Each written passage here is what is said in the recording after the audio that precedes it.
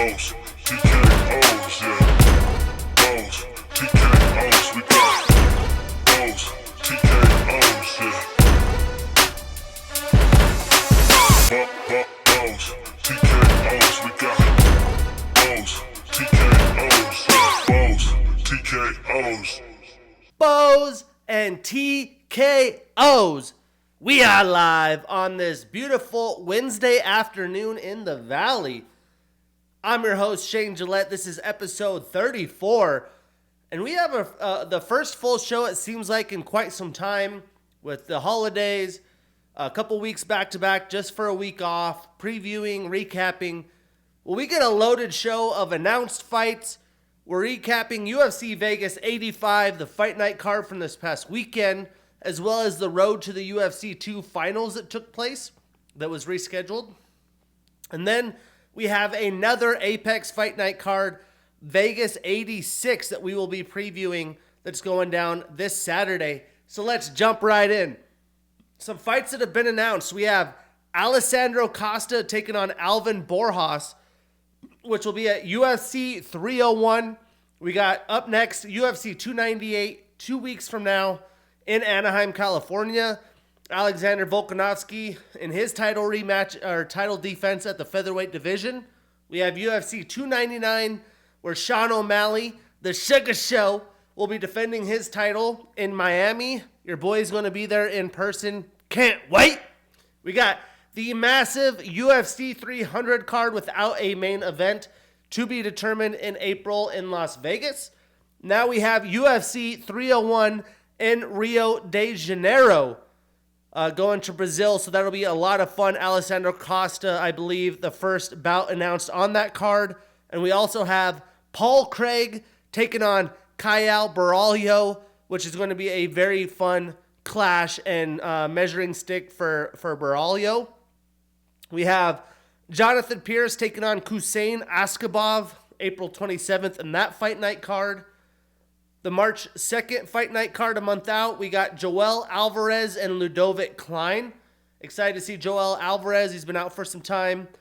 And then in the flyweight division, we'll see if this fight actually happens. Schnell does not have a good background with fights actually falling through. So we have Matt Schnell taking on Steve Erceg, Astro Boy, who's taken the UFC by storm. And then last week, I believe it was announced right after I recorded the podcast, episode 33, but the Benoit Saint-Denis fight is officially back on against Dustin Poirier. Thank goodness, because I've paid a pretty ticket price when that fight was technically announced to go watch it in Miami.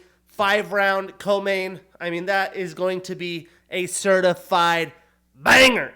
Now, there's been a lot of drama about this fight, a lot of drama about how Dana White handles things. You know, Dana White versus the media. Ariel Helwani had backed his statement, I think, yesterday or the day before about what's going on here. And it's very simple. Why this is such big drama, why this is such a big thing, it ceases to amaze me. At the end of the day, Dana White runs a business. He has a public company you could trade shares with, TKO, that is now combined with the WWE and everyone else. You have to continually grow and make profit for your company to have a sustainable business. There is a reason why these other fight promotions have not had sustainable businesses, because yes, maybe they have paid some fighters or an average salary to their fighters more, but they have gone bankrupt and they have not been successful. The PFL has now bought Bellator and merged with them, but they have financial backing from Saudi Arabia that I am 99.9% sure is not profitable at this point in time. Could it be? May it be? There is so much to be seen, and there's a lot of time that we need to have proof that that is a sustainable business. The UFC is a very sustainable business. Their fights are on every major network. They have the ESPN deal. You can watch, these not stacked cards on ESPN Plus on demand. You got UFC Fight Pass. You have the pay-per-views. There's a lot of people buying pay-per-views, 200,000 to 300,000 plus at the cost that they are pricing it as.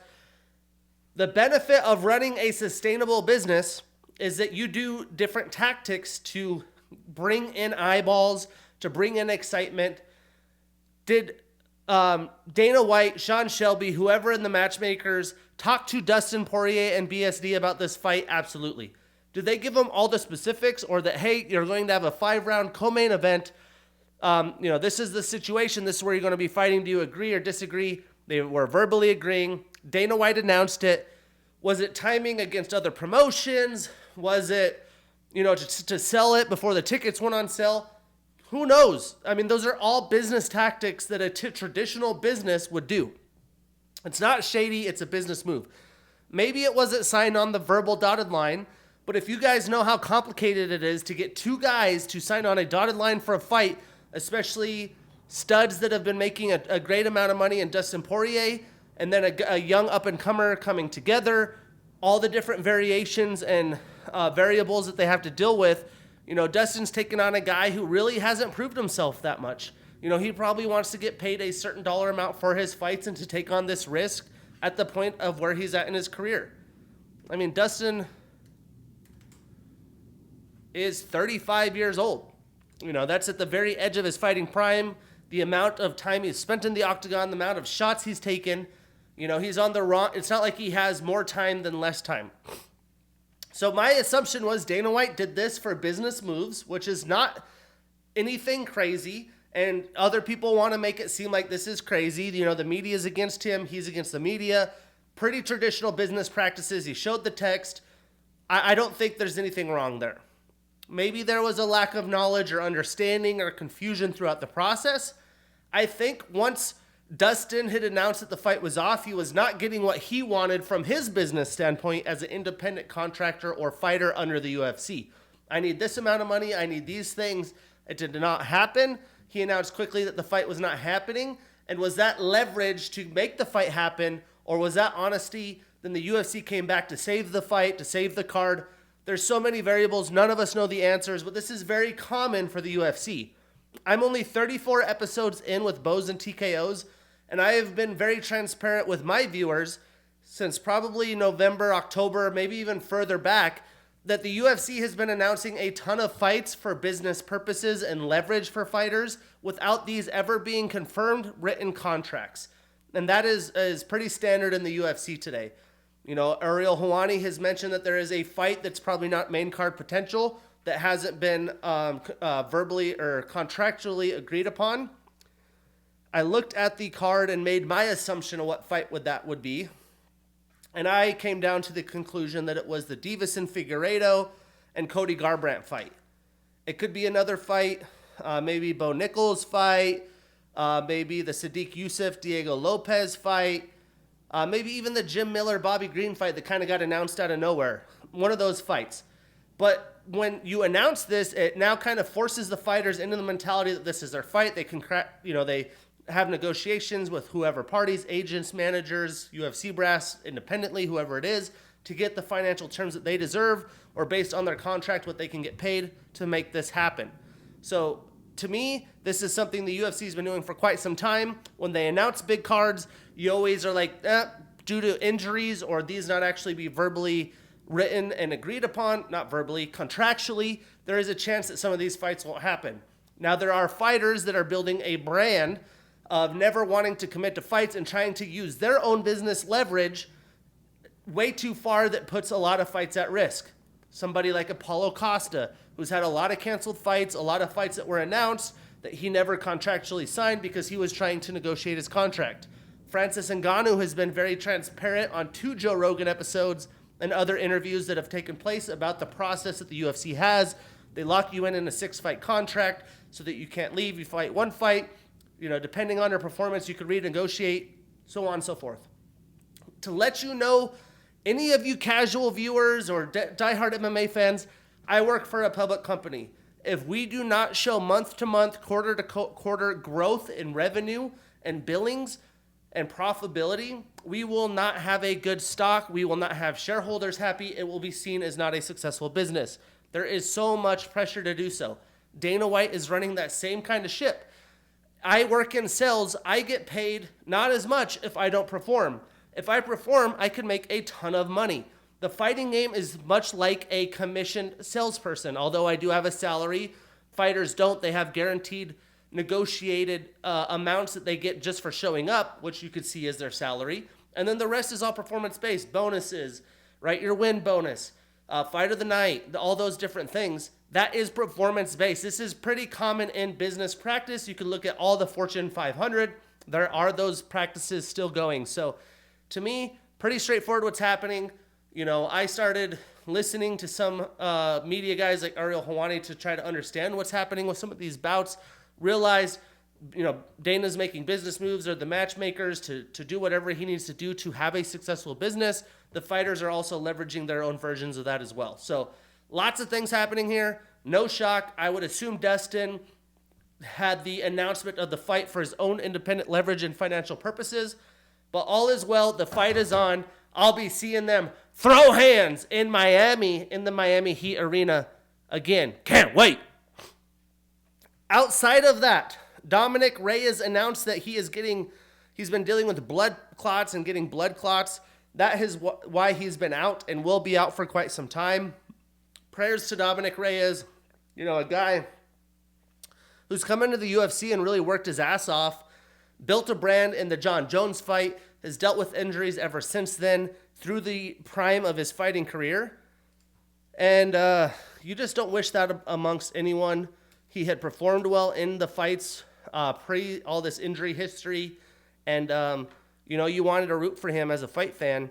He is a pretty fresh 34-year-old man, so at the edge of his prime. He has fought twice since 2020, a loss to Yuri Prochazka and Ryan Spann in a catchweight bout where Ryan actually missed weight. He is on 4 consecutive losses, but has not had 2 fights in a year except 2020, 19, and 18. And it's just a bummer that he has to go through that. So prayers to Dominic Reyes. Hope to see him able to fight in the best version of Dominic Reyes in the near future. Blood clots is not something you can play with. Now, in the boxing world, much like the BSD fight, lots of drama around the Tyson Fury Alexander Usyk fight. And if you guys are on social media or fight fans like I am, you would have seen that this is not breaking news, but I had filmed the podcast last week. It's been a week. The Usyk fight was in danger. Tyson showed the gnarly cut on his eye. Obviously, the fight wasn't going to happen in the near future. So Usyk tried to seek a replacement. I think he had a guy up and prepared to be the replacement. Ended up not happening, maybe because he doesn't want to take that risk. It's not financially enough. It won't bring enough eyeballs. You know, they had already put out the trailer and all the excitement and hype around this fight. In my opinion, this is the best fight in boxing over Gervonta Ryan Davis, over the Terrence Crawford, Earl Spence Jr. fight, in the best of the best in the boxing world. This is the fight that everyone wants to see. So I am happy that there is no replacement. Although this is the second time this fight has been pushed because Fury agreed with it, the fight before the Ngannou fight. You know, he got tired, took some damage in the Ngannou fight, had to postpone, which is pretty common sense for him. He had retired. I don't think he was in the best shape, although he's not a guy that's got like a 10-pack and is usually shredded. He seems to be in a lot better shape in preparation for the toughest boxing match of his career. It is now rescheduled for May 18th, a great time around the Cinco de Mayo and summer festivities, everyone getting ready for summer. So happy that that's happening. Boxing, I feel like, is making these fights happen because boxing is not as popular as it once was. And for them to get eyeballs, to bring in revenue, they got to have the biggest fights that they can put on. And the UFC has been smoking them in that regard for quite some time. But let's jump into the past week in UFC action. Before we break down UFC Vegas 85, excuse me, man. We are going to talk about the road to the UFC 2 finals. Let me pull up the specifics here. Because even myself, I just watch the final matches. I don't look at the specifics. Road. So, hold on. Road to the UFC 2 finals brackets.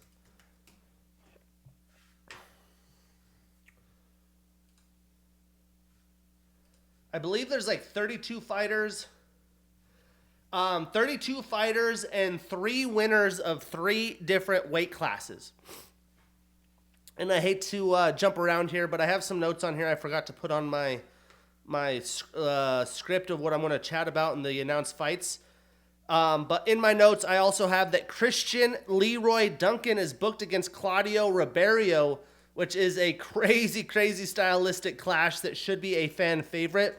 Also on that March 2nd Fight Night card. So that card is getting built. Some fun young talent. Joel Alvarez, Christian Leroy Duncan, Steve Erceg. And then we also have some crazy moves. Albert Jurayev, due to visa issues, had to pull out of his fight this weekend. He is now on the roster tracker out of the UFC.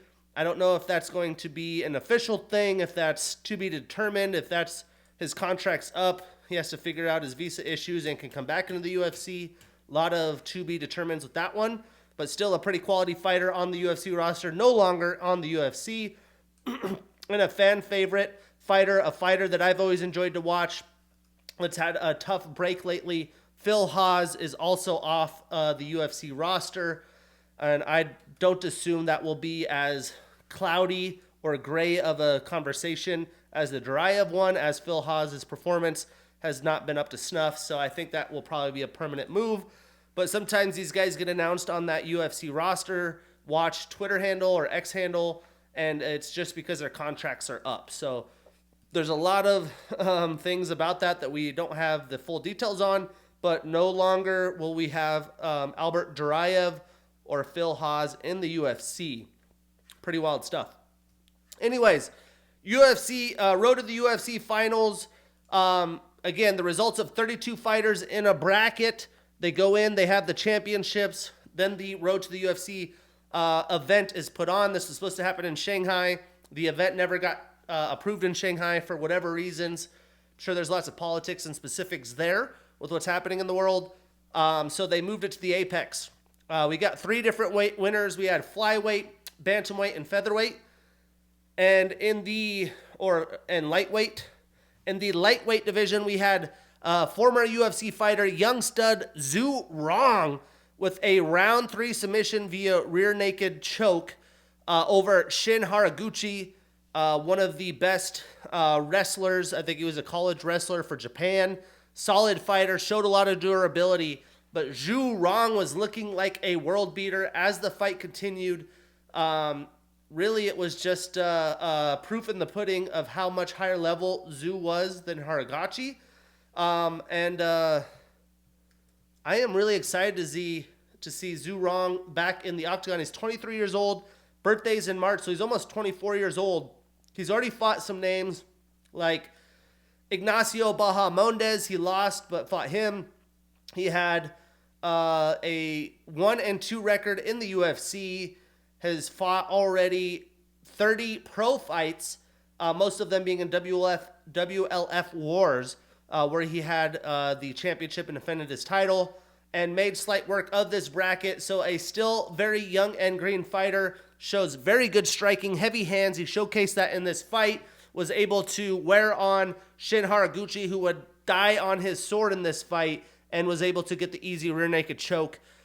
In the third round, it was pretty crazy. He was standing while Haraguchi's on his knees. Zhu has his neck and just lifts him up, which is not something you usually see in the highest level of mixed martial arts, as that's basically Haraguchi was completely exhausted and could not do anything to defend himself. Elsewhere, we had Zha Yi with a round 1 submission via armbar over Kaiwen Lee. These are 2 guys that trained together. If I'm not... Actually, no, that's not the... Yeah, I think these were the guys that trained together. But Zha Yi clearly looked like a better fighter, got a round 1 finish, so he will now be entered in the UFC. And then we had Rei Saruyu with a round 1 knockout over Nushuyi Ji. No, I am not announcing all these Asian names correct, but I am trying. So Suarya with a round 1 knockout came in heavy-handed, got the early finish. We now have 3 new UFC rostered athletes. And let's see. In this UFC card that we'll be breaking down, this Fight Night card, we also have a guy who had won the road to the UFC and looked very good. We'll break down his fight. But Zhang Yang Li, who is the first fight we'll break down, and he looks like a very quality UFC proponent.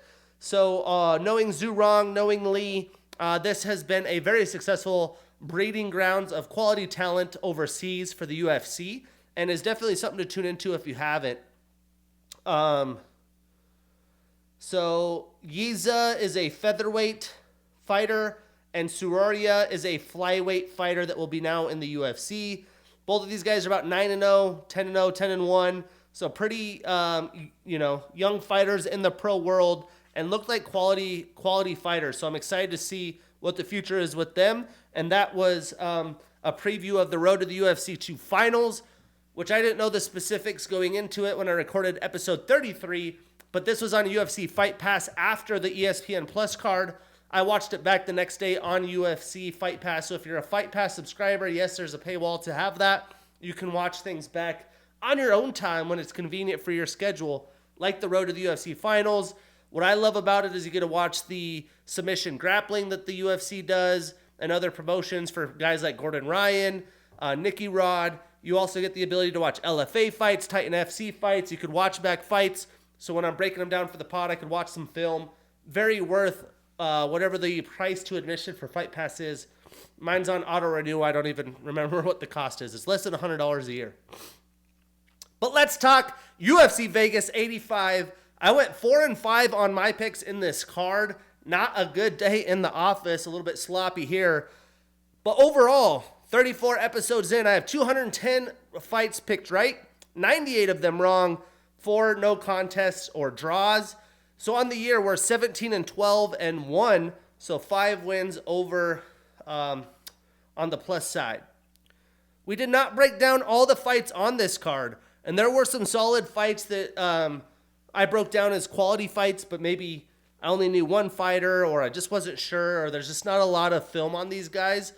But we had Markel Medeiros with a very good unanimous decision win over Landon Quinones. This is one of my more impressive, one of the fights I enjoyed the most on the night.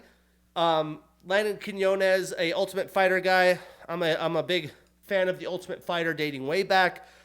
The Ultimate Fighter's quality may have dropped a little bit, but I used to have, Ultimate Fighter Tuesday night parties at friends' houses, something that I've always enjoyed.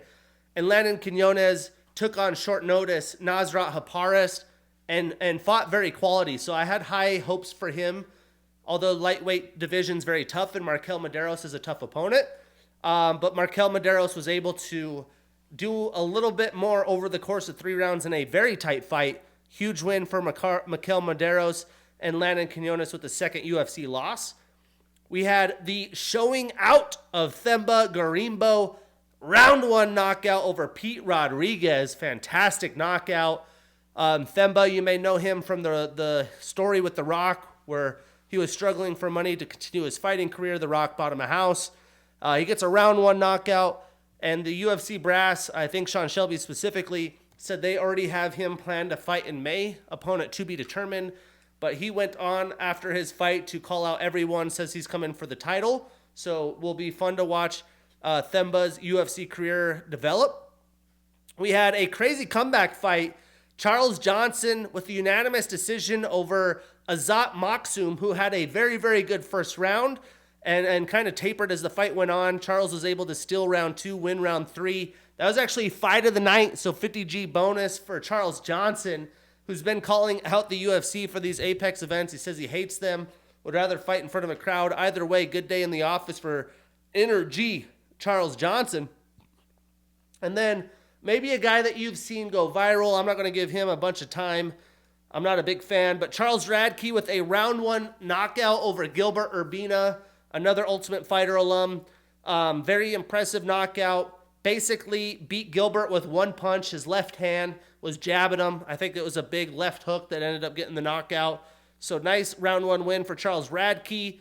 And then we had a bummer in the main event. We had a no contest due to an eye poke. We see this probably once a month on UFC events if there's a full month of UFC. The UFC gloves, they kind of pull your hands out. So you'll see guys that are trying to touch hands when someone's coming, test their range a little bit, and you can get an eye that goes right in. Nasty eye poke. The guy's eye, you could tell, was really red, and it didn't seem like he was interested in continuing to fight. So I believe Muradov was the guy that got eye poked. The fight was not going to continue, but I was excited to see this fight go down. Hopefully it gets booked shortly, or these guys get a new opponent here shortly. But we are going to start in the prelims. A fight I got wrong. We had Zhang Li, the road to the UFC finals winner from season 1, with a very, very quality unanimous decision over Blake Bilder. And this fight was whatever Lee wanted it to be. It was his life. Bilder was living in it in the octagon. And from what I've seen, this guy has the makings of a solid competitor in the flyweight division. It's early to say if he'll be, up running for a title anytime soon. But his ability to defend the takedowns, he had really good work up against the cage against a solid wrestler in Blake Bilder. His movement, his game plan was on point. He showed a nice mix of speed and power and really did good mixing in body shots to pay dividends for some of his other strikes. So just solid performance. If I'm playing UFC, the video game, he had a great game plan: attack the body, defend the takedowns, be aggressive with your striking, bring the fight to Bilder. And from Bilder's perspective, I have a friend that was really close with Blake Bilder.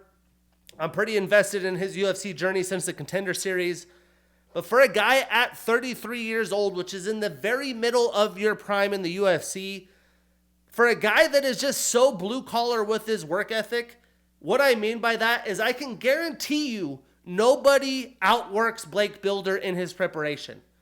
I mean, if you follow him on social media, he likes to post.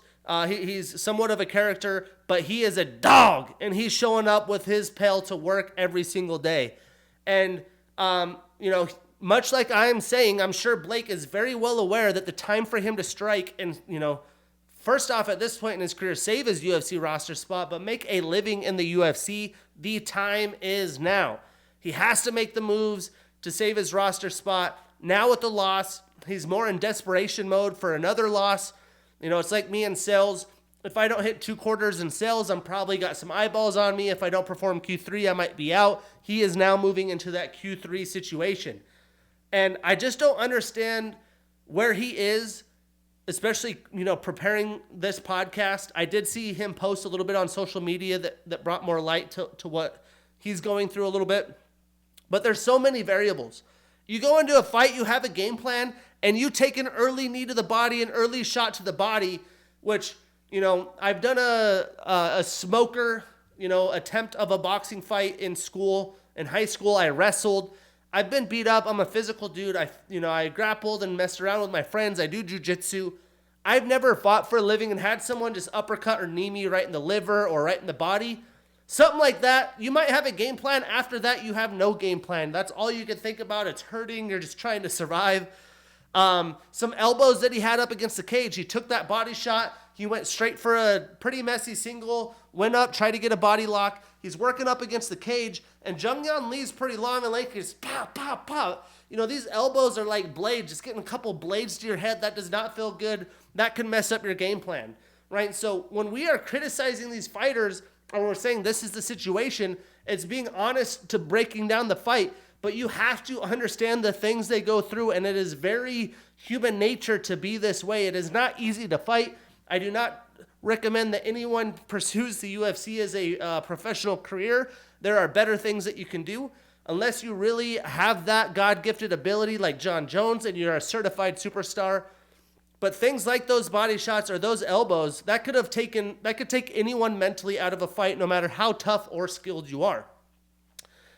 I just expected Blake, knowing of him and seeing him, to actually go out there and throw some damn combinations. Not just one jab, one strike to fill out the distance. Throw that left, follow it up, then do your high kicks. He threw a couple good kicks, but it was always one kick, one strike. Bring a combo that forces Lee back against the cage, then look for a takedown, right? If not successful, separate and continue to strike, push the pace, keep him up against the cage, then look for another takedown. A lot easier said than done as a guy that's not outside the octagon that didn't take those body shots and those elbows. So again, everyone has a plan until they get punched in the face. But Blake is the more experienced fighter at this point. I thought he would try to make Lee uncomfortable and not just stand in striking range for him when Lee's probably the faster striker. So for a guy that's younger, you want to make his game plan messy. And even in the third round, Blake's pretty well aware, and his corner's telling him, because especially in the apex, you could hear everything, that he's down 2 rounds. And he didn't take it up a notch and go into beast mode. He was kind of settling for nasty takedown attempts, just avoiding from getting hit. He wasn't really looking to go for it and sell out and let all that hard work that you put in, you show to the world and that everyone is aware of, really reap its rewards. So it's just, when you're a little bit emotionally vested in fighters, you see this stuff, you're like, man, I just don't understand sometimes. And you try to conceptualize, you try to understand, but a very tough day in the office for a 33-year-old Blake Builder who's really trying to get some comfort in the UFC. And this is the world of majority of the fighters in the UFC.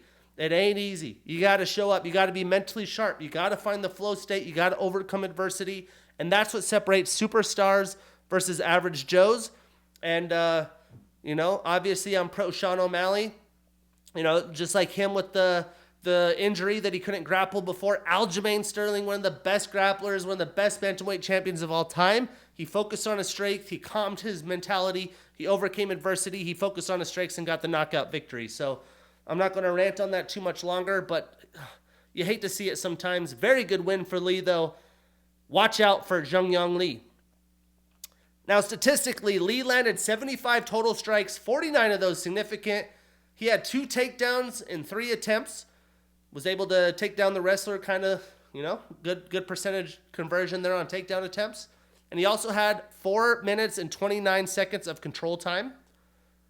Blake landed a lot smaller volume. He had 36 total strikes, 19 of those significant, 30 less significant strikes, and 40 less total strikes. He was 0 for 3 in takedown attempts, but from a wrestler that, has shown the potential, those were not quality takedown attempts. But he did have 5 minutes and 18 seconds of control time.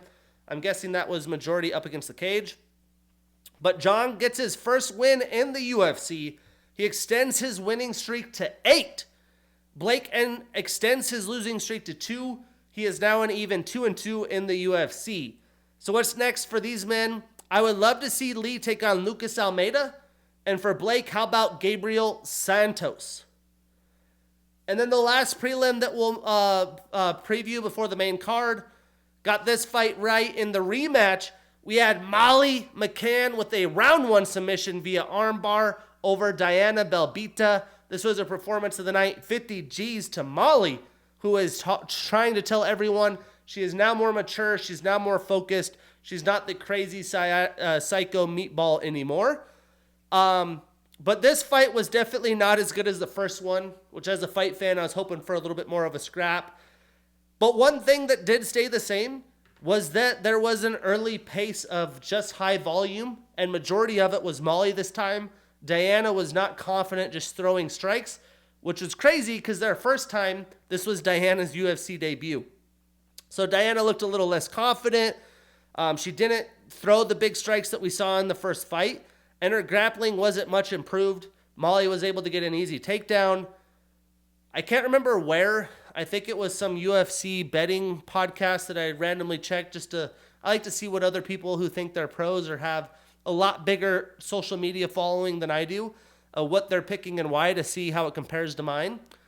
But I heard that there was a rumor that Belbita was contemplating retiring from the UFC. Maybe Pretty Woman in the UFC has sponsorship deals. Maybe she streams. I have no idea what she's going on. Probably makes more money elsewhere. And if that's the case, I'm not surprised at how this fight pulled off. You're contemplating retirement. They say, hey, we'll give you Molly at strawweight, which is a first time for Molly as well in this new weight class, cutting down a little bit. And she's like, well, I did good and almost beat her in my UFC debut. Why not? But yeah, just kind of another weird performance by Belbita, just like Builder. But a huge day for Molly, man. On a couple of fronts, making strawweight easy for the first time, getting a dominant victory, building that confidence, talking about her maturity and how after a couple of losses, she had to look herself in the mirror and really take it up a notch. So Statistically, Molly landed 43 total strikes, 42 of them significant. She had 2 takedowns, a submission attempt, and 1 minute and 8 seconds of control time. Diana landed only 29 total and significant strikes. So Molly starts a new winning streak. She is 3-1 since 2022 and is 1-0 at 115 pounds. Diana extends her losing streak to 2. She is 1-3 since 2022. So where do these ladies go next? I think it would be a fun scrap to see Molly take on Emily Ducote. And for Diana, if she does fight in the UFC and doesn't retire, how about Montserrat Ruiz? And I know Ruiz, I think, recently got married and changed her name, but we'll stick with Ruiz for now. Moving on into the main card, we had Natalia Silva with a unanimous decision over Viviane Araujo. And really what the takeaway from this fight is if you've seen Natalia Silva, man, did she pass this freaking test. She was matching with the top of the division in flying colors. Viviane has fought some of the best for quite some time. Her feints, her speed, those kicks, her IQ, man, top notch, and she is rolling through the division right now. Now, Viviane, don't get me wrong, had her moments, but she wasn't able to handle the speed of Silva. Those front kicks, those hip twitches and feints that she does are just so fast. It's like someone trying to throw a jab as fast as you can. She's got front kicks up in your face. Now, her kicks might not be quite as powerful and knockout shots every time. She has that taekwondo back down, but her form is immaculate. Reminds me a lot of Steven Wonderboy. And taking those shots clearly wear on you. Body shots, head shots. You could see Viviane, who's one of the tougher girls in the division, wear a lot of damage. I mean, the only thing Araujo really had, which didn't make sense to me either, maybe it is these Apex cards and these fighters just don't have that killer instinct because it's like so calm, cool, collected. It's not loud in there. I'm not sure what it can be. There's lots of probably psychological things. But all Araujo thought to do was pin Silva up against the cage and just lean on her. She wasn't trying to progress her positions, get into a body lock, look for a single. She wasn't really looking for the takedown. It seemed like she was just resting there and trying to win a round with points via control time. That's the only thing that makes sense to me because she wasn't trying to get the takedown. She wasn't trying to land shots. It was just kind of a sticky position. And as the fight was going, I can't remember who the ref was at the time, but, you know, DC was like, hey, they need to split them up, no action. He was warning them. He split them up. The next round, Viviane went right to that position, and he was more like, hey, we need something. So that was kind of a weird situation. But really, this was Silva showcasing her full palette of abilities, if you want to call it like that. Her speed, her IQ, just her joy and energy, man. She is going to be fun to watch. And what a massive win for her at this point in her career. Statistically, Viviane landed 63 total strikes, 26 of those significant. She did have 1 takedown, although it was in 9 attempts. So, again, Silva not only passing the striking test, but the ability to defend those takedowns. She did have 6 minutes of control time. And again, I think that's a lot of cage control time, not even getting a takedown and being on top. She also had, Natalia had 65 total strikes, 38 more of those significant, and she was 0 for 1 in takedown attempts herself. So the stats make it seem pretty even, but Viviane was just kind of leaning up against the cage, not doing much. Natalia's strikes, definitely, there was some damage being done. So Natalia extends her winning streak to 11. She's 5-0 in the UFC. She moves up 2 spots in the rankings to number 7. And Vivi starts a new losing streak. She is 2-3 since 2022. And she moves down 2 spots in the rankings to number 9. So Natalia's in an interesting spot after this win. She's either going to have to let the top of the flyweight division shake out a little bit. There's a lot of fights that have been booked. Or if she's ready to rock, she could take on somebody like Tracy Cortez. I think that would be a fun matchup, would make sense for both women. And for Vivi, she could fight Casey O'Neill. Moving on in the main card, we had Randy Rude Boy Brown with a round 1 TKO over Muslim Salikov. Performance of the night, 50 G's to Randy. And, what was clear in this fight is that if Randy can use his length to his advantage and land big shots early, he is going to be a problem. We also learned from Muslim's side that at almost 40 years old, Salikov is not going to be able to hang out with the young, up-and-coming fighters that just have huge speed advantages. Because he's slick, he is talented, he's well-rounded, he has good striking, but the speed just isn't there at this point in his career. And Randy took advantage of that with a big, big shot.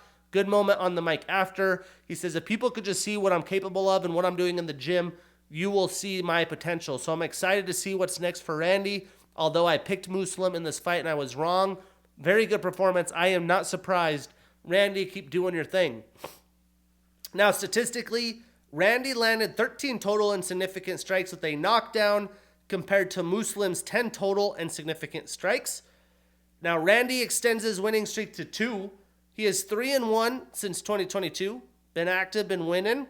And Muslim extends his losing streak to 2. He is 1-3 on the opposite side since 2022. So where does Randy go after a performance like this? I say put him in the top 15. How about Rinat Fakhretdinov? That's a banger. And for Muslim, if he still fights in the UFC, a matchup with Daniel Rodriguez would make sense. I think that would be fun for both men. Now moving on to the co-main event of the evening. We had another fight I got wrong, but golly, was this a close one.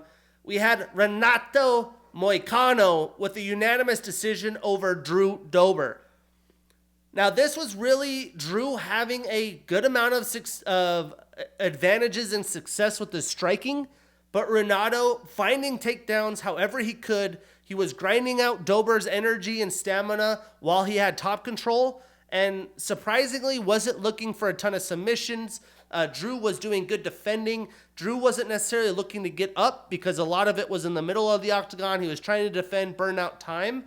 And so there wasn't a lot of jiu-jitsu action or a lot of striking from top control or Drew being in his, having Moicano in his guard. Both very good BJJ practitioners. But Drew did get a little sloppy. He put himself in some bad situations to give Moicano those opportunities to get the fight to the octagon. Because Drew is just a big, stocky, sturdy guy. He was landing big shots. Renato didn't want any. He'd find good sweeps, good abilities. The one time Drew did get a takedown, he did a arm drag, like hip toss type of situation. And then he tried it again in the third round. And it was just sloppy because he's tired. And he actually gave Moicano the full final round on top because of that, which definitely cost him the fight. But if Drew was able to keep the fight standing, I was a firm believer that's what would have him win this fight. And I thought he, to this day, after seeing this fight, I'm confident he would have won. But he did get taken down. He got taken down multiple times. That was the difference in this fight. But these are two very high-quality lightweight fighters. Love to see them. Always can't wait to see them in the octagon.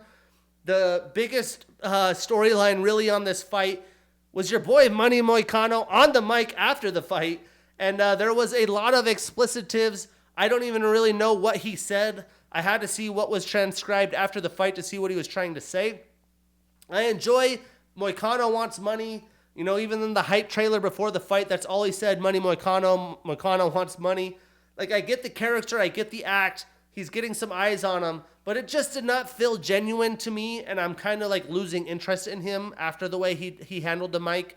I think there's a mix of being a character, having passion and excitement, but being a professional while handling it as well. And I just feel like that was a little sloppy. I did like what he was trying to say at the end of it, but let's clean it up a little bit. We don't need to be so sloppy. That's not a good,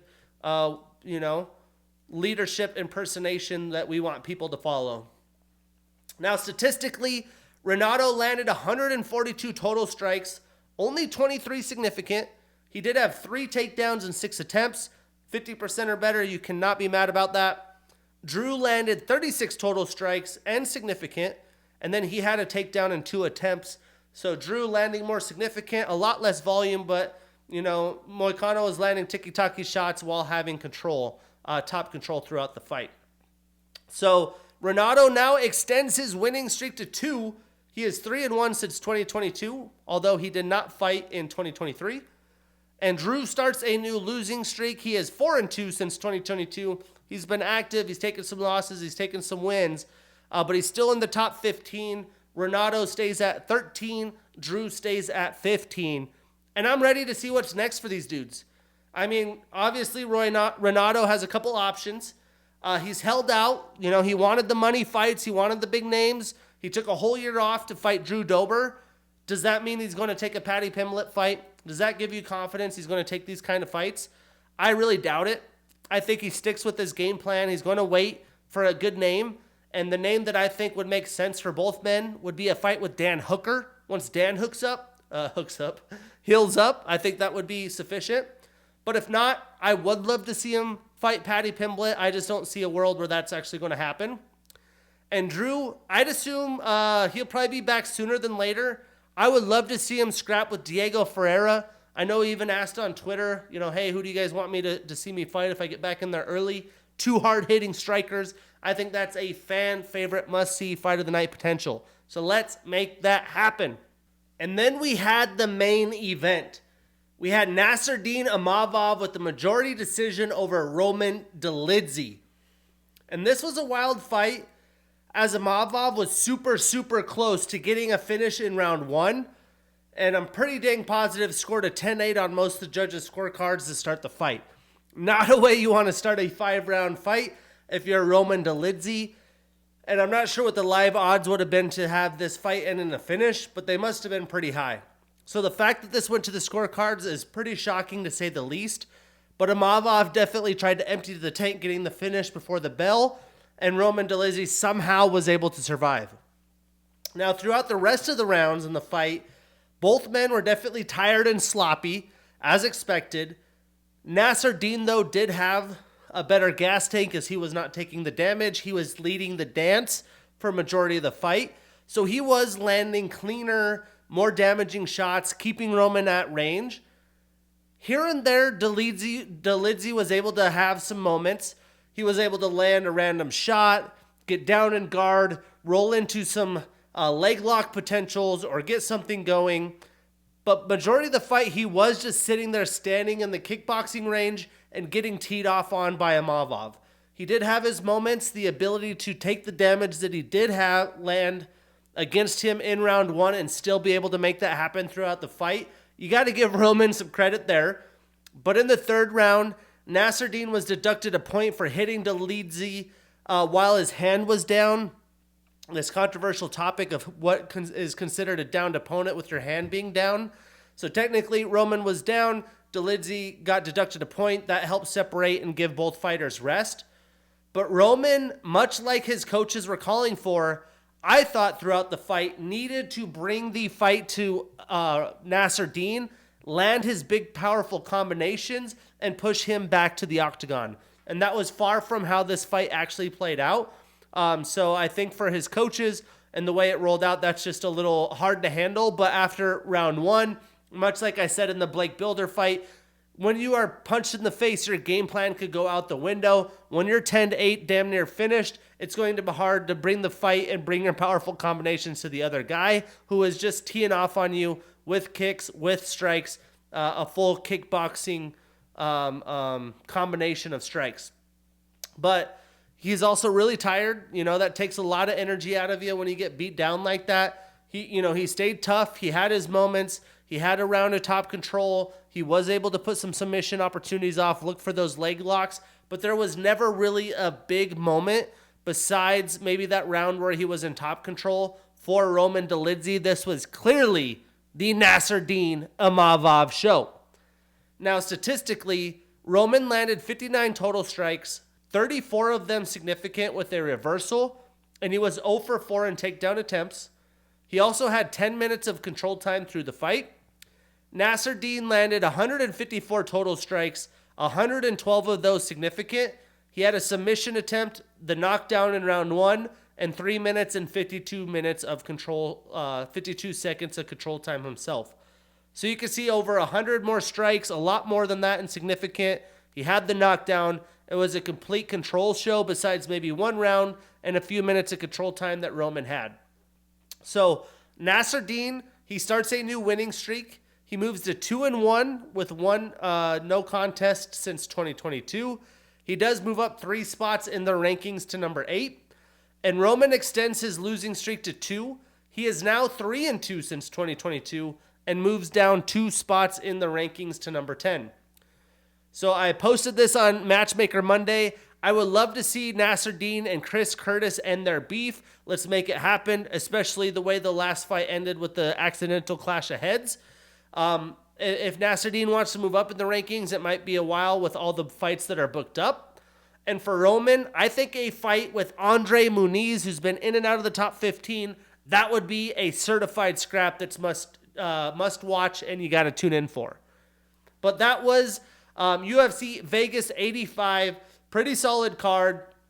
Some questionable performances. The showing out party for Randy Brown, Natalia Silva, Money Moicano, and Nasruddin Imavov. That sets us up for another Apex event this Saturday, UFC Vegas 86. The prelims are at 1 p.m. Pacific. The main card at 4 p.m. Pacific. I think that's identical times from last week. And also, all of this will be on ESPN+. Some good fights we will not break down as we have Zach Pauga fighting Bogdan Guskov. And there was some fight changes late this week, so let me confirm that these are still the fights here. The fights we weren't breaking down had some changes. It is still Pagua versus Guskov. And then we have Dana White Contender Series alum Bolaji Oki. He is taking on a new opponent in Timothy Kwamba. Let's see if there's any knowledge on this guy. Never heard of him. His nickname is the Twilight. He is 24 years old, young fighter. Did fight in the Contender Series, didn't win a contract. Came from Icon Fighting, Cage Fury back in the day. His last win was Tough Enough. So we'll be making his UFC debut. That'll be interesting. Basically 2 Contender Series fighters. We have Trevin Giles. I believe he's got a new opponent as well. Let's see. He was supposed to fight Carlos Prates, and he is now fighting. Oh, it still says Carlos Prates. He is a Contender Series alum. And then in the main card, Albert Duraev pulled out, so Robert Brizchek will be fighting Ihor Pateria, who I believe is also a Contender Series alum coming off a loss with a 19-5 record. I do believe that is still on the main card, although I'm not too sure if that'll stay. I'm sure there will be more changes with all this matchmaking happening. It's only Wednesday. We still have the fighters need to make weight and much, much more. But we're kicking this off. The first fight of the night, which still is shocking to me that this is the first fight. It'll be interesting to see if that stays or not. We got Daniel Sankora Marcos, 30 years old with an undefeated 15-0 record, taking on the Mongolian murderer, Arilagang. He's 30 years old with a 25-10 record. I've said this guy's name different many a times. I've heard it on the broadcast. I try to remember how to say it. Arilagang, something like that. You know who I'm talking about, though, the Mongolian murderer. And here is a chance for Daniel to show out again early in his UFC career. It's a chance for the Mongolian murderer to get some serious momentum in the bantamweight division, which is somewhat new for him since 2022 in his UFC career. Both of these men are in their primes. There's a ton on the line, especially for the Mongolian murderer. So as we break this fight down, Daniel is a Dana White Contender Series alum. He's 3-0 in the UFC. He's undefeated on that 15-fight winning streak, and 8 of his 15 wins are via knockout. Now, the Mongolian murderer has a Sanda style. He is an orthodox fighter. He trains out of Fight Ready, which is somewhat of a recent change. He's on a 1-fight winning streak and is 3-1 since 2022, and 8 of his 25 wins are via knockout. Now, I think Daniel is just the all-around better fighter. He's full of confidence at 15-0, and he's going to look to get this fight over early. He's going to be aggressive. And I do think that since the Mongolian murderer is transferred to the Fight Ready team. I think that's going to help him grow, but I'm betting the undefeated fighter is too overwhelming. He stays undefeated. I'm taking Daniel Marcos. We marking him on that parlay, and we getting that bread. Moving on. We have Max Payne Griffin, 38 years old with a 19-10 record, taking on Jeremiah Wells, 37 years old with a 12-3-1 record. I'm actually really excited for this matchup. I'd rather this be in the main card than some of the other fights. But both of these men are the best versions of themselves. They're trying to do as much as they can with their fighting skill before they get near the end of their careers at 38 and 37 years old. And breaking this fight down, Max has a first-degree black belt in kickboxing. He's got a black belt in Bok Fu. He's an Ultimate Fighter alum. He's on a one-fight losing streak and is 1-2 since 2022. And 9 of his 19 wins are via knockout. Now, Jeremiah trains out of Renzo Gracie, Philly. He has a black belt in BJJ. He's a Cage Fury alum and former champion. He's on a one-fight losing streak, and he is 3-1 since 2022. 5 of his 12 wins are via knockout, 4 via submission, so 9 of his 12 wins are via finish. Now, this is going to be a back-and-forth tit-for-tat showdown. From what I saw in Max last year in 2023, I thought he just had a ton of improvement and swagger about the way he was in the octagon. He did beat a very quality Tim Means, the Dirty Bird. He did take an L from a very good and young Michael Morales, but battled through all 3 rounds. For that reason, I'm taking Max Griffin. We are putting him on that parlay. We marking that ish down, and we getting that bread. Moving on. We got Devin Brown Bear Clark, 33 years old with a 14-8 record, taking on Marcin Prochnio, who's 35 years old with a 16-7 record. And this is just another very even matchup. These are 2 hard-hitting light heavyweights in their primes at 33 and 35 years old. They're doing their best to make that hard work pay off this far in their UFC career, stack together some wins, and move up that ranking, try to get in the top 15. Breaking it down, Devin has a wrestling style. He trains out of Jackson Wink MMA. He has a JUCO wrestling background out of Rochester Community College. He was a 2-time All-American there and was a champion in 2009, and he placed 4th in 2010. He is an RFA alum and former champion. He's on a one-fight losing streak and is 2-2 since 2022, and 4 of his 8 losses are via submission. Now, Marcin has a Kyokushin karate style, got a black belt in Kyokushin. He has a blue belt in BJJ. He is a 1FC alum. 11 of his 16 wins are via knockout. 4 of his 7 losses are also via knockout. He is on a one-fight losing streak and is 1-2 since 2022. Now, I think this is going to be a fun fight as long as it stays on the feet. If they're both striking, kickboxing exchanges, I do think that Marcin in this fight can have a slight striking advantage by the slightest, but I do think Devin is more of a durable fighter. He can withstand Prochnio early, look to get him down, mix in some grappling, get some top control time, get some grounded pound to maybe get that striking opening later in the fight.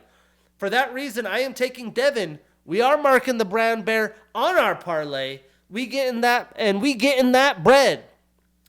Moving on in the main card, we have Arman Superman Petrosian, 32 years old with a 9-2 record, taking on Rodolfo the Black Belt Hunter Vieira, who's 34 years old with a 9-2 record. Now, this is more of a clash of style showdown. We get to kick off the main card with. If Arman's going to be able to keep this fight as a kickboxing fight, I do think this will be a pretty easy win for him.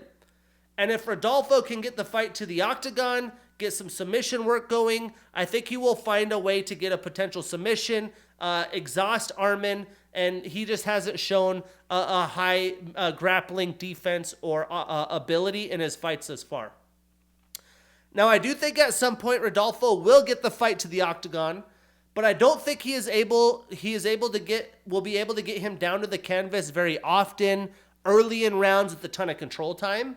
I believe Arman is going to keep Vieira at range, make him eat a lot of shots when he tries to close distance. He's going to need to keep moving, keep his feet moving, stay on your bike, and out cardio Vieira. If he does that, I see Superman getting a nice knockout finish or outpointing him on his way to victory. But breaking this down, Arman has a Muay Thai and kickboxing style.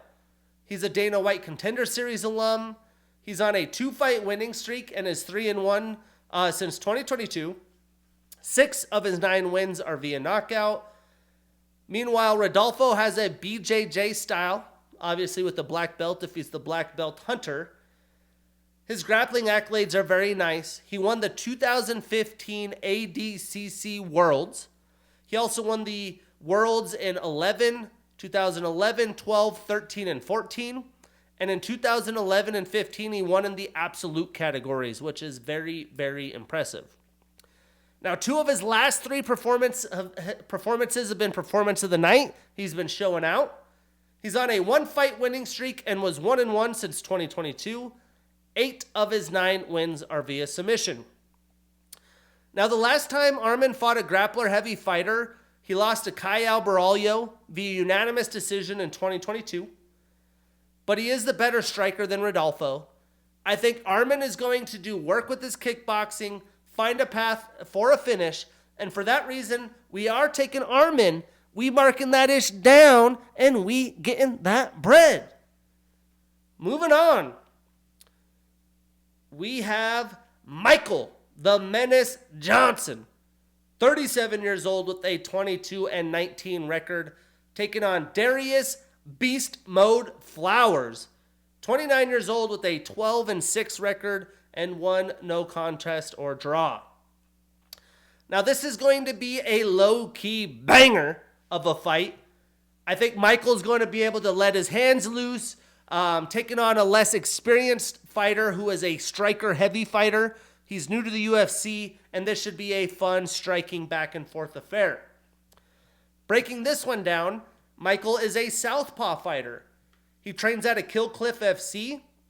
He has a JUCO wrestling background at a Merrimack Community College. He's an Ultimate Fighter alum and champion. He is the 2017 Fight of the Year against Justin Gaethje. What a war that was. He is on a 1-fight losing streak and is 2-2 since 2022. 9 of his 21 wins are via knockout. 9 of his 19 losses are via submission. Now, Darius is a King of the Cage, LFA, and Contender Series alum. 8 of his 12 wins are via knockout. 5 of his 6 losses are via submission. So they win via knockout, lose via submission. And he is on a 1-fight losing streak. He is 1-1 in the UFC. I doubt we see submission grappling ability here. But the benefit for Flowers is he is just entering his prime. He has the age advantage. Johnson, 37. Darius, 29. Johnson, although he's not quite 40 at 37, he has been through so many battles and taken a ton of damage throughout his career. He has been through wars as much as anyone that I could remember in the UFC. If you could find his chin and land power shots, it will be interesting to see how much Johnson could take in his 42nd pro fight. That's a lot of pro fights and a lot of shots to the brain. Now, I do think Michael is more skilled and more well-rounded as a fighter and striker. If Johnson was looking to get a win as easy as possible, he would probably look to get his wrestling going, get some takedowns early and often to tire out the younger Flowers and avoid the power shots. But knowing the showman that Johnson is, that won't be the case. He's going to stand in the pocket and clang and bang, so watch out. But I am taking the legend, Michael Johnson. I am putting him on that parlay. We marking that ish down, and we getting that bread. A lot of confident picks in this one so far. Moving on, we got 3 fights left. We got Gregory RoboCop Rodriguez, Ooh, I love watching this guy fight. 31 years old with a 14-5 record, taking on Brad Tavares, 36 years old with a 20-9 record. Now here is another very fun and wild scrap we're about to get. Two men, very durable and tough. They like to pull their opponents into the deep end by outworking them and exhausting them. And they just love to sit there and scrap, man. They like to put on a show. They bring a ton of volume over the course of 3 rounds, so don't blink. Breaking this one down, Gregory trains out of Killcliff FC. He has a black belt in BJJ. Since he's been in the UFC, 3 of his 7 fights have been fight of the night or performance of the night. He shows up, he shows out. He's a Jungle Fight, Island Fights, Contender Series alum, and LFA alum where he was a former LFA champ. He's on a 1-fight winning streak. He is 3-2 since 2022. 9 of his 14 wins are via knockout, 3 via submission, so 12 of his 14 pro wins are via finish. Very impressive. And 3 of his 5 losses are via knockout. So to knock out or to be knocked out. Now, Brad trains out of Extreme Couture. He's an Ultimate Fighter alum. He's got the 2nd most wins in UFC middleweight division history with 15.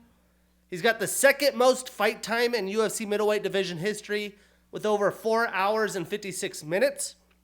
He has the most decision wins in UFC middleweight division history with 13. The 2nd most decision wins in UFC history overall, behind Neil Magny. He has the most decision bouts in UFC middleweight division history with 17. He's got the most unanimous decision wins in UFC middleweight division history with 10. He's tied with Krzysztof Jotko for most split decision wins in UFC middleweight division history with 3. He's on a 1-fight winning streak. He is 1-2 since 2022. And 4 of his 8 losses are via knockout. Now, I think RoboCop striking is going to be a lot for Brad to overcome in this fight. He's going to have to be creative with his game plan. He's not going to be able to just sit in the pocket and exchange. Maybe mix in some takedowns, get some clinch work, get some nice leg kicks out early to take away that power from Gregory and get that leg out from under him. Brad definitely can look to tire out Gregory, wear on him over the course of the fight.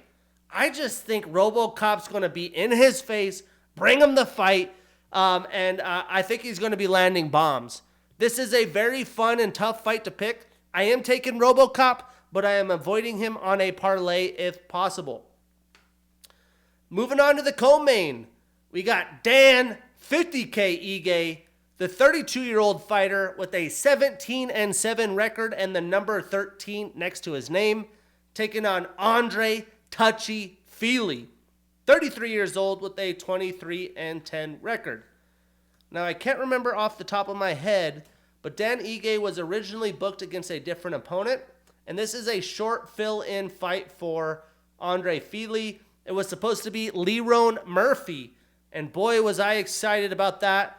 So about mid-January, Andre Fili is filled in, so he's had about 3 weeks to prepare for this fight. And what a fun co-main this is going to be. We got 2 studs in their primes, 32, 33 years old. They're looking to put on the best performances of their career so they can move up and fight in the top 15. Now, Dan, he trains out of Extreme Couture. He has a black belt in BJJ, a brown belt in Judo. He has a D3 wrestling background out of Wartburg College. He's an RFA, Legacy FC, Cage Fury, Titan FC, and Contender Series alum. 5 of his 17 wins are via knockout, 5 via submission, so 10 of his 17 wins are via finish. He's on a 1-fight losing streak and is 2-2 since 2022. Now, Andre trains out of Team Alpha Male. He is tied with Hakeem Dawodu for the most split decision wins in UFC featherweight division history, with 3 of them things. He's a Cage Fury and King of the Cage alum. He's on a 1-fight winning streak and is 2-2 since 2022. And looking at this fight overall, I don't think the short notice is going to help Andre, especially as Dan was preparing for another very skilled striker in Lerone Murphy. So he does have the odds against him, in my opinion. I do think Dan in his UFC career has better quality wins. Guys like Nate Landwehr, Nate the Train, Damon Jackson, Gavin Tucker, and a legendary Edson Barboza. Now, Andre has wins over the likes of Bill Algeo and Charles Jourdain, quality wins. But when it comes to the striking, I think Dan's jab is really going to control this fight. He's going to have control of the middle of the octagon, and it will do wonders for him in this fight. If Andre is going to win, he's going to have to bring the fight to Dan, overwhelm him with powerful combinations and takedowns, and he is really going to have to take some chances in this fight. I don't think that is going to be the way it plays out, and it's going to work for Andre. There is a chance. I could also see this being a very close striking back and forth affair where it's another close split decision. Andre typically fights in those style of fights. Dan has in the past as well. I hope that's not the case, but I am taking 50K Ige, and I do expect another 50K for Dan Ige. We put him on that parlay. We marking that ish down, and we getting that bread. Moving on to the main event. We have Joe Body Bags Pfeiffer, 27 years old with a 12-2 record, taking on Jack the Joker Hermansson, 35 years old with a 23-8 record, and the number 10 next to his name. Now here, this is the coming out opportunity for Joe Pfeiffer. Like Dana White said in the Contender Series, be like Joe. This is his first ranked opponent in his fourth UFC fight since his Contender Series win. And as we know, Joe is a very powerful striker, a good grappler who is now taking on a savvy veteran that didn't fight in the last calendar year, had a rough 2022. He took losses to Roman Dolidze by TKO and Sean Strickland, which was actually a split decision loss. Joe recently has told his stories in a lot of interviews. He was on the Joe Rogan podcast as well. If you want to learn more about him, check it out. But he is very, very confident in this fight, and it's hard to blame him. He's even had some submission grappling wins against some quality grapplers. The guy is cruising at 27 years old, so watch out. Breaking this down, Joe is a Ring of Combat, Cage Fury, and Contender Series 2-time alum. The first time wasn't enough. He figured it out the second time, went for the finish, and Dana made that viral clip, be like Joe. Now, he is on a 5-fight winning streak. He is 4-0 in the UFC. If you want to breed confidence, get on a streak like that. 8 of his 12 wins are via knockout, 3 via submission, so 11 of his 12 wins via finish. And Jack is a Cage Warriors alum. He's a former Cage Warriors champion with 2 successful title defenses. He's also a Bellator alum. He has the most significant strikes landed in a 5-round middleweight bout. He had 148 of those against Ronaldo Souza. And in 2019, he had upset of the year against Ronaldo Souza. He's on a 1-fight losing streak. He is 1-2 since 2022. 11 of his 23 wins are via knockout, 6 via submissions, so 17 of his 23 wins are via finish. He does have a 2.5-inch reach advantage and a 5.5-inch leg reach advantage. I wouldn't be surprised if we see some leg kicks going in this fight by Jack Hermansson. But at the end of the day, I really think there is levels to this game, and Joe is on another level. He still has so much room to grow, which makes it fun. But Jack struggles when he can't get opponents down, get the takedowns, have the top control, unless he's more of a technical and speedy striker, which I do not think will be the case. We saw him against Edmund Shabazian get outstruck and teed off in that fight. So I think the mix of power, speed, and grappling is going to overwhelm Jack. I do think that Joe looks to get Jack down early, wear on him a little bit, show that he's the better grappler and show that he's better everywhere. And I would expect the result of that to end in a round 2 finish. For that, I'm taking body bags. We putting Joe on that parlay. We marking that ish down, and we getting that bread. But that is the UFC Apex card prepared.